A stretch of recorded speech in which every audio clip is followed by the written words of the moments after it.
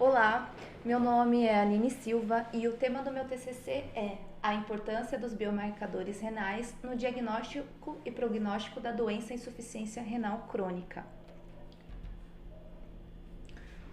Os rins são órgãos de suma importância para a homeostasia do organismo. Cada rim consiste em aproximadamente 1 milhão de unidades funcionais, que são os néfrons. Cada néfron é constituído de um glomérulo, onde ele se conecta a uma série de túbulos. Os néfrons eles funcionam independentemente e produzindo uma contribuição para a urina final.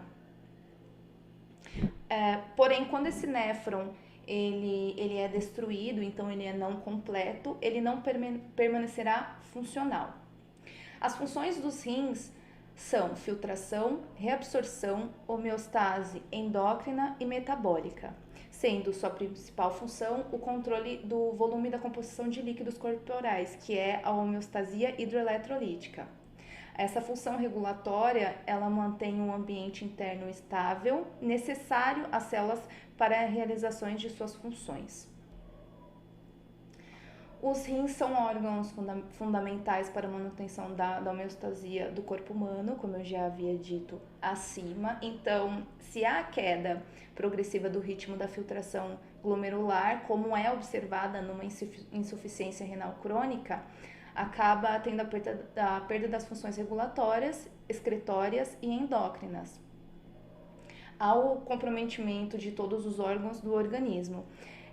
Essa queda da filtração glomerular, ela atingindo valores muito baixos, geralmente inferiores a 15 ml minuto, estabelece que denominamos falência renal progressiva. Então, a insuficiência renal crônica é caracterizada como a fase terminal do paciente com doença renal crônica, onde os rins já não mantêm homeostase, então eles já não conseguem funcionar corretamente.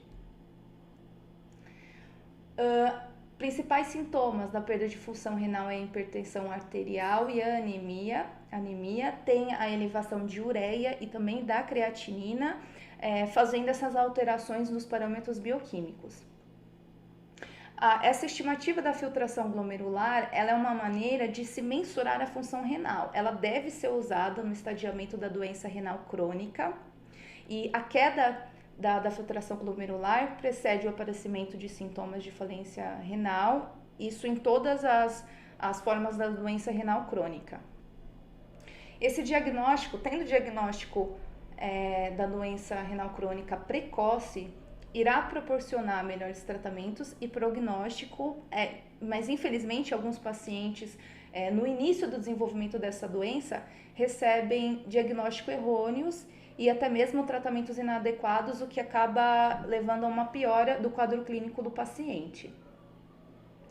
No prognóstico laboratorial da DRC, são utilizados alguns marcadores renais, sendo uns mais sensíveis que outros, além de marcadores bioquímicos específicos. Neles são os principais exames laboratoriais para o teste de filtração glomerular, a dosagem sérica de ureia e creatinina, clearance de creatinina, a cistatina C, albuminúria, beta-microglobulinas e elementos anormais do sedimento. Além desses exames laboratoriais, existem o de imagem e biópsia. Então, a doença renal crônica, ela é uma doença que você não tem uma perspectiva de melhoras rápidas, ela tem evolução progressiva, envolve questões de saúde pública, sociais e econômicas. Então, os marcadores têm que ser enaltecidos para o prognóstico, para o diagnóstico. Eles colaboram com um bom monitoramento da doença e dão um direcionamento para um tratamento melhor para os médicos, né? Para os médicos darem esse tratamento. O diagnóstico tardio vai prejudicar a qualidade de vida do indivíduo, irá gerar altos custos para o SUS, que é a questão econômica. Então, esse tema ele é de relevância para por proporcionar melhores conhecimentos fisiopatológicos sobre a doença renal crônica ou a insuficiência renal crônica e pelos marcadores renais e séricos e suas importâncias no diagnóstico e prognósticos dos pacientes com a doença. Eu desenvolvi o trabalho através de uma análise de estudo bibliográfico, foram lidos alguns artigos, plataformas confiáveis como o PubMed, Cielo, o Google Acadêmico e alguns sites epidemiológicos onde eu usei a palavra-chave de insuficiência renal crônica, doença renal crônica, marcadores renais, diagnósticos laboratoriais. Usei alguns artigos, me baseei em 4 livros e 18 artigos científicos. Conceito de doença renal crônica. A classificação da doença renal crônica, de acordo com a causa, se baseia na presença ou ausência das doenças sistêmicas subjacentes, como a diabetes mellitus, hipertensão arterial e doenças autoimunes. Pela Sociedade de Nefrologia Brasileira, a doença renal crônica ela se define como uma lesão presente por alguns meses, num período igual ou superior a 3 meses, definida por anormalidades estruturais ou funcionais do rim, com ou sem diminuição. Lesão presente por um período igual ou superior a 3 meses, definida por anormalidades estruturais ou funcionais do rim, com ou sem diminuição no FG, evidenciadas anormalidades histopatológicas ou de marcadores de lesão renal. Isso inclui alterações sanguíneas ou urinárias e exames de imagem. A taxa de filtração glomerular é utilizada para avaliar a função renal, né? Esse método, ele apresenta sua concentração plasmática estável. Essas substâncias são filtradas pelos glomérulos renais, não sendo secretadas, nem reabsorvidas ou metabolizadas, apresentando, por fim, a concentração de filtrada igual à excretada do produto final, que é a urina. O clearance de creatinina, ela é a junção da medida da concentração de creatinina plasmática com a concentração urinária. Os principais analitos utilizados na determinação da filtração glomerular, estimada no diagnóstico e prognóstico da doença, a DRC. Porém, ele é um marcador que se eleva tardiamente no plasma e também sofre interferências, acaba sendo influenciado por medicamentos, dieta, sexo, exercício físico, entre outros. A albuminúria é definida como a presença de 30 mg a 300 mg de albumina em amostra de urina 24 horas ou 30 mg a 300 mg de albumina por grama de creatinina em amostra de urina isolada. Também tem a taxa de excreção de 20 mg a 200 mg de albumina por minuto. Também é influenciado, né? Tem alguns fatores, febre, infecção, exercícios físicos, irá interferir nesse resultado e é considerado na interpretação dos laudos. As metodologias utilizadas na prática laboratorial da dosagem de albumina, não, isso eu não vou usar. Ureia.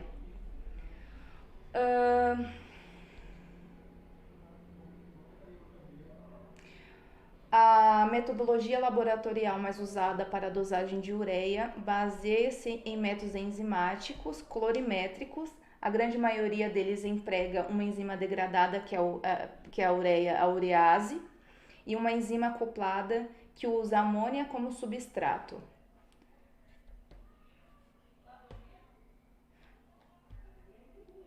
A cistatina C.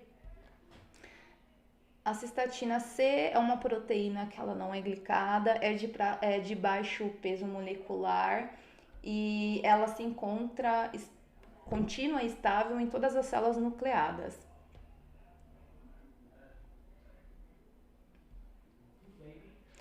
Bom, os principais atributos da cistatina C como um marcador bioquímico para avaliar a filtração glomerular é o seu pequeno tamanho e o alto ponto isoelétrico, características essas que facilitam a filtração através da membrana glomerular. Beta-2 microglobulina.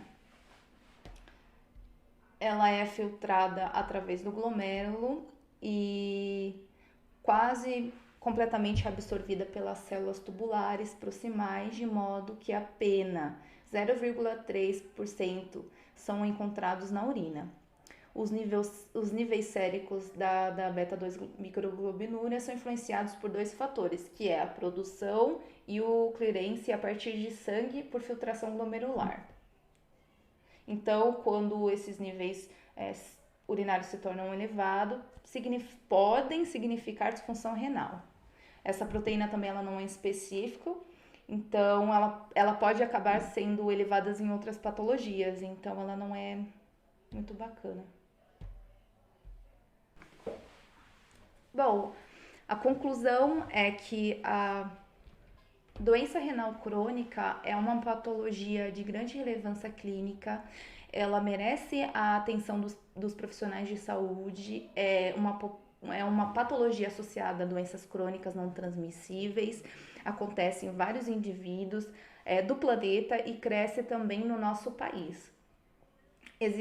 Ainda bem que existem os exames laboratoriais de rotina clínicas e eles são capazes de diagnosticar precocemente essa doença, porém ainda é necessário uma melhor conscientização sobre a importância desses biomarcadores renais e séricos para o diagnóstico precoce. Esse trabalho mostrou que os biomarcadores renais e séricos comumente empregados na rotina clínica laboratoriais são importantes tanto para o diagnóstico quanto para o prognóstico da doença, e o prognóstico da doença ele é importante para a qualidade de vida do paciente. Então, apesar de ter biomarcadores laboratoriais,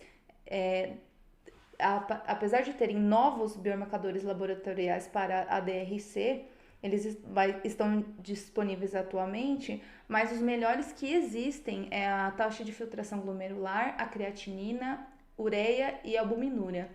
São os mais utilizados e por serem métodos simples e de baixo custo, além de obter uma eficácia em seus resultados.